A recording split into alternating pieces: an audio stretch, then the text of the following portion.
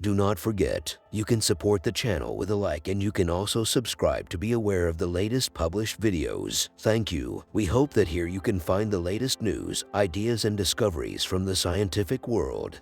When these 5 men vanished in 1978, a sheriff described it as bizarre as hell. Over 40 years later, it's still a mystery. At the time, the disappearance of the Yuba County Five was described by an investigator as bizarre as hell. Over 40 years later, the description still fits.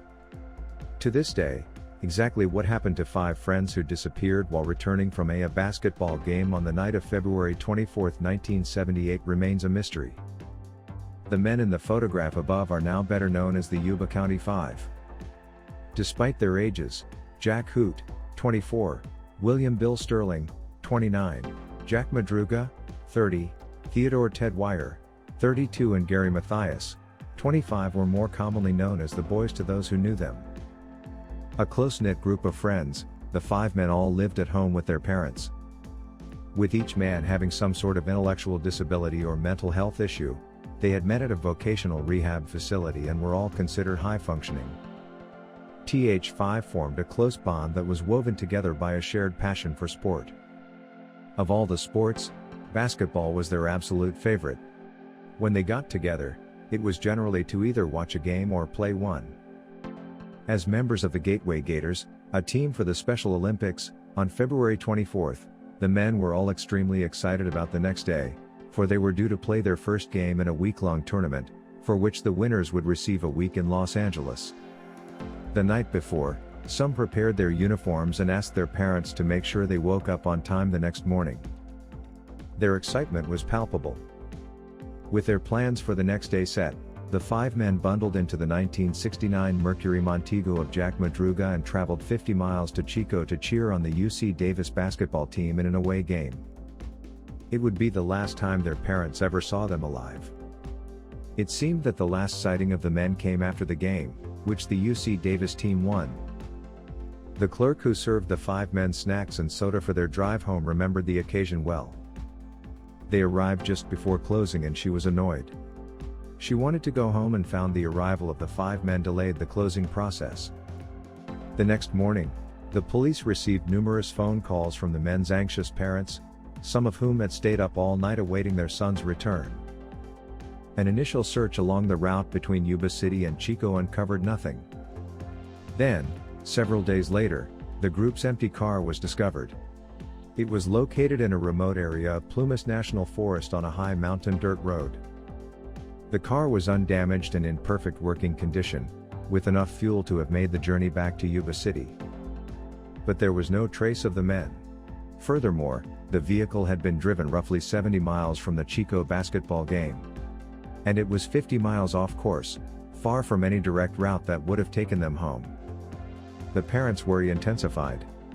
Nothing made any sense. Their boys had no business to be in the snowy mountains, especially not up a remote winding dirt road in the middle of the night.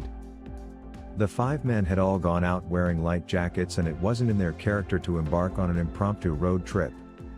But most importantly, they had missed the basketball game for which they had all been so excited about for weeks. Police were left more baffled by why the men had abandoned the car. Having reached 4,400 feet, it was clear the car had become stuck in snow drifts, but there was no evidence that the wheels had spun trying to get it out. In addition, the snow was not so deep that 5 healthy young men couldn't have pushed it out. The fact the car was unlocked and one window had been left open were factors which concerned Jack Madruga's parents, as they knew how much their son cherished his car. "This case is bizarre as hell," a perplexed Yuba County Undersheriff, Jack Beecham, said to reporters. As the disappearance became public, a new eyewitness would come forward, offering what was likely to have been the final sighting of the 5 men. 55-year-old Joe Shones had experienced his own eventful night on February 24. Navigating his way through the desolate mountain road in the Plumas National Forest, he had been intending to see if the weather conditions were suitable to bring his family for an excursion the following day. His plan for the next day was thwarted when he suffered a mild heart attack. Miles from anywhere and with the road empty, panic set in. Then, 6 hours later, he saw something miraculous. Behind him was the glow of headlights. A group of men, a woman and a baby were standing around the vehicle. Exiting his own car, Schoen screamed for help. But as soon as he did this, the talking stopped and the headlights were extinguished. Later, he saw flashlights from the same location. His cries for help were once more ignored, with the lights disappearing. Following this, a pickup truck parked 20 feet behind him briefly, before continuing. Schoen would say that throughout all of this, he was delirious with pain. His sightings could therefore not be 100% certain. When he felt well enough, he knew he had to find help somehow, so he began walking back down the mountain road towards a lodge he knew was located 8 miles away. On the way, he passed an empty 1969 Mercury Montego and guessed it must have belonged to the group he had seen earlier. After reaching the lodge and receiving medical assistance, Schoen thought little of what he had seen that night. He was just grateful to be alive after his ordeal. Ted Weiher's mother would tell police that ignoring someone's plea for help was not in her son's nature. Indeed, both he and Sterling had once taken someone to hospital who had been sick. With Joe Schoen considered the final person to see the 5 men and severe snowstorms hindering any further searches, the case went cold. On June 4, a tragic discovery was made that seemed to solve the mystery. In reality, it just posed more questions.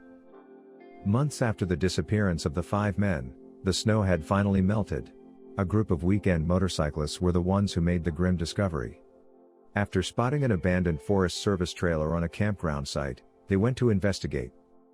They were greeted with a stench. Inside the trailer, they found the dead body of Ted Weiher. Tucked into a bed, with no shoes and badly frostbitten feet, he was draped with 8 sheets from head to toe.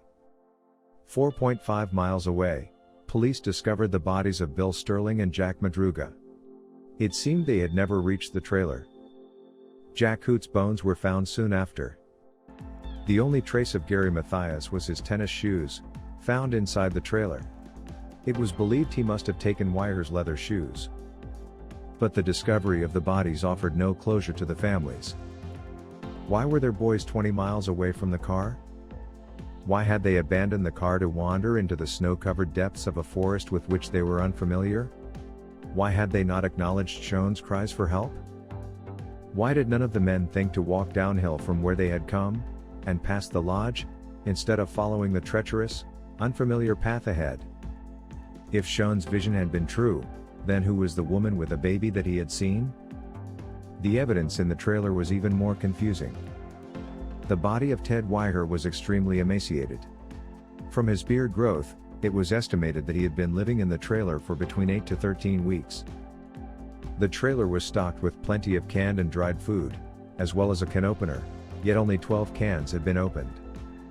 The propane tank which would have heated the entire trailer had also not been switched on. If this was something that any of the men may have been unable to do, there were piles of paperback books which could have been used to light a fire. There had also been no attempt to cover the broken window which they had smashed to gain entry to the trailer. To Weiher's family, however, these facts came as little surprise. Weiher had what his family described as a lack of common sense arising from his mental disability.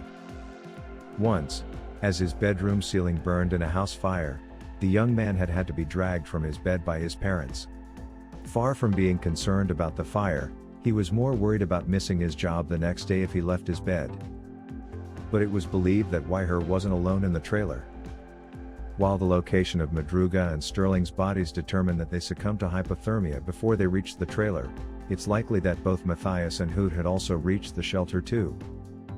Between the 3 men, surely one would have been able to light a fire or use the heating system. The disappearance of the Yuba County Five remains a mystery, with Gary Mathias still missing.